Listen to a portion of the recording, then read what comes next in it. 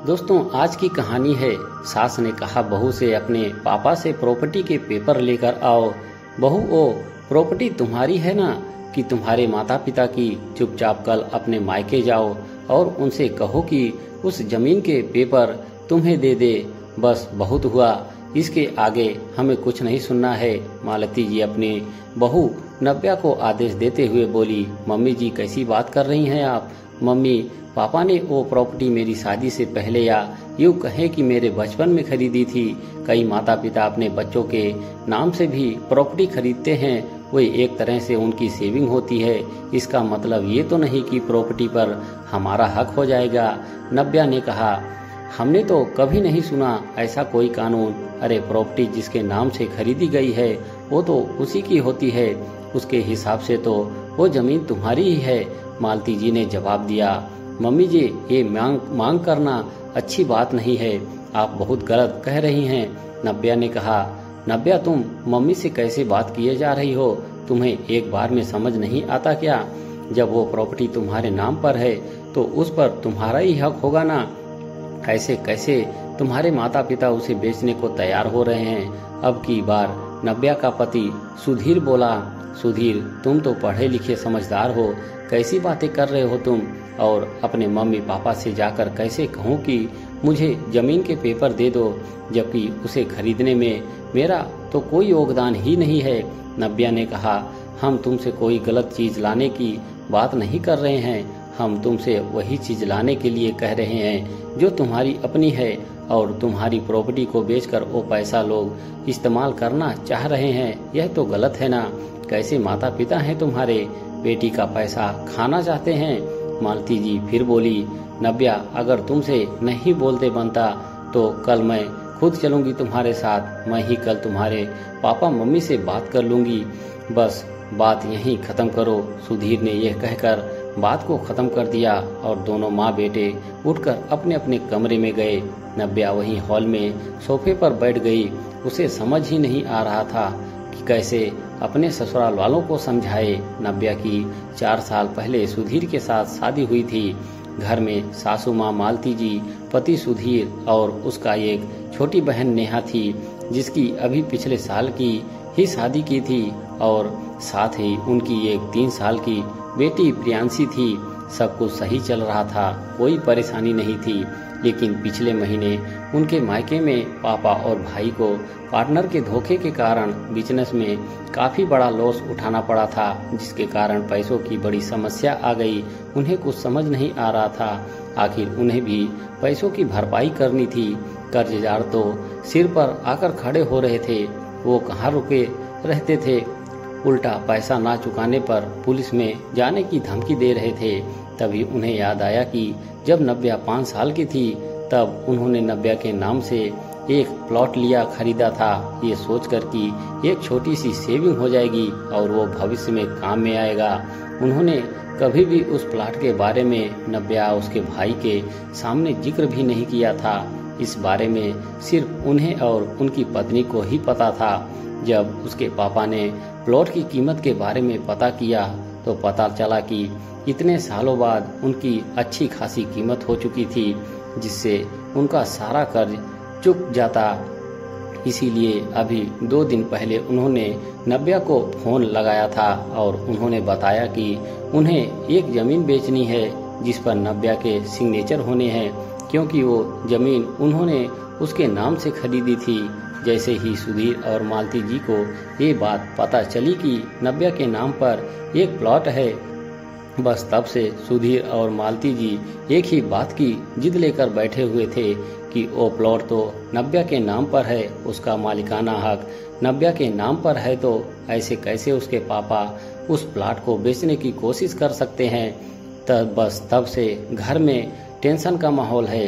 इधर नव्या को ये बात अच्छे से पता थी कि पापा को अभी पैसों की सख्त जरूरत है, नहीं तो घर बिकने की कगार पर आ जाएगा या फिर पापा और भाई को जेल हो जाएगी। वो साइन करने जाना चाहती थी, लेकिन ये लोग जाने ही नहीं दे रहे थे।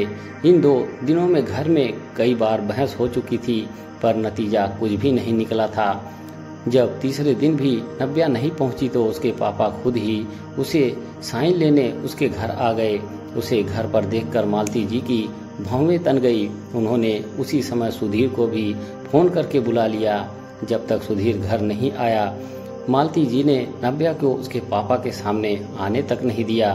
जब सुधीर घर पर आ गया तो उसे देखते ही नव्या के पापा ने पूछा, दामाद जी क्या बात है, नव्या से क्यों नहीं मिलने दिया जा रहा मुझे, ताकि आप उसे बहला फुसला कर साइन ना करवा लो। मालती जी ने कहा। सुनकर उसके पापा हैरानी से देखने लगे। तब सुधीर ने कहा, पापा जी आपको शर्म नहीं आती अपनी बेटी के हक को मारते हुए? अरे वो जमीन आपने अपनी बेटी के नाम से खरीदी है, आप उसे कैसे बेच सकते हो? आप पर कर्जा हुआ तो वो तो आप लोगों की गलती के कारण हुआ है। इतना क्या विश्वास करना अपने पार्टनर पर, लेकिन इतना इसका मतलब ये नहीं कि अपने कर्ज को चुकाने के लिए आप अपनी बेटी की संपत्ति को बेच दो। उस पर सिर्फ और सिर्फ उसका हक है। सुधीर की बातें सुनते ही पापा समझ गए कि आखिर बात क्या है। तब उन्होंने कहा, बेटा वो जमीन मैंने सिर्फ बचत के तौर पर खरीदी थी कि कल को अगर भविष्य में जरूरत पड़ी तो उसे बेचकर काम में ले लेंगे। भला उस पर आपका हक कैसे हुआ? और ये बात जो आप कह रहे हो, ये बात क्या आप नव्या से कहलवा सकते हो? उससे क्या कहलवाना है? वो तो मायके के लाड प्यार में अंधी हो रही है। उसे अपना भला बुरा समझ में नहीं आता, साइन करने को तैयार हो रही है। लेकिन हमें भी तो सोच समझ कर फैसला लेना है, आखिर संपत्ति का सवाल है। मालती जी बीच में ही बोली, पर समधन जी वो संपत्ति तो मेरी खरीदी हुई है, जो भी एक बचत के तौर पर खरीदी गई थी। ये फैसला तो मेरा होगा ना कि मुझे उसका क्या करना है। नव्या के पापा ने कहा, अरे वाह, बेटी की संपत्ति पर आप कैसे हक जमा सकते हैं? वो संपत्ति तो आपकी बेटी की ही रहेगी, क्योंकि मालिकाना हक उसके पास है। कानून तो हम भी जानते हैं। मालती जी ने कहा, आप कानून जानती हैं, बहुत अच्छी बात है, लेकिन कानून की बारीकियों को भी जानना जरूरी है। अगर माता पिता अपनी अविवाहित बेटी के नाम से प्लाट खरीद रहे हैं और उसके बाद उसकी शादी हो जाती है, तो अगर माता पिता जीवित हैं तो वो उस प्लाट को किसी को भी हस्तांतरित कर सकते हैं। ये पिता का हक है कि वो उस प्रॉपर्टी का क्या करता है। इस मामले में कोई कुछ नहीं कर सकता, नव्या के पापा ने कहा। सुनकर मालती जी और सुधीर एक दूसरे की शक्ल देखने लगे, पर वो दोनों ही नव्या से साइन करवाने को तैयार नहीं थे। हम अपने वकील से बात करेंगे, फिर देखेंगे। अचानक सुधीर ने कहा, मुझे किसी वकील के पास नहीं जाना, मेरे पापा परेशान हैं, तुम्हें दिख नहीं रहा है?